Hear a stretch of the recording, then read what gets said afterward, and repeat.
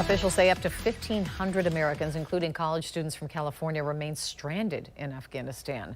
With less than a week until the withdrawal deadline, local agencies are preparing to house Afghan refugees right here in Jacksonville.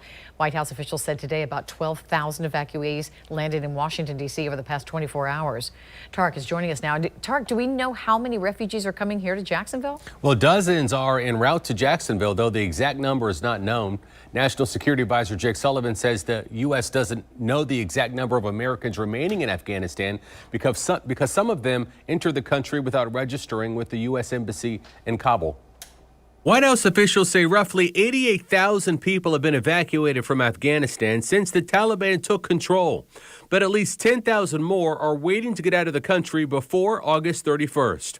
Pentagon Press Secretary John Kirby announcing today there has not been an American casualty. There have been no U.S. troops killed since the 14th, and we only know of one minor injury.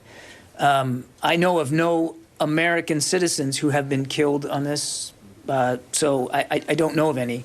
Now, and we don't have perfect visibility into everything going on in Kabul, but we know of no American casualties. At least 150 of the refugees waiting to be evacuated from Afghanistan will be coming to Jacksonville. Catholic Christian Ministry Associate Director Matt Schmidt says they'll arrive as early as September the 1st. These people in Afghanistan are fleeing the country for fear of their lives, for fear of their persecution and for lack of freedoms that we all so much enjoy here in the United States. Schmidt says Catholic Christian Ministries will first try to find a United States tie to the refugee family, someone who can assist their staff in offering them houses or other local resources. The resettlement process is expected to last somewhere between 30 to 90 days.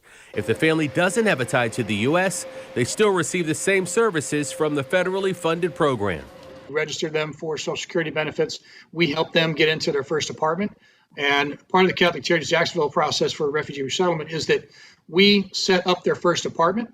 One thing we have as part of the program is we receive donated furniture in like new or gently used condition, and we outfit their first apartment with furniture, home goods. Schmidt says they'll also find evacuees employment and also help them learn English. The U.S. as a whole is anticipating the arrival of 50,000 total Afghan evacuees.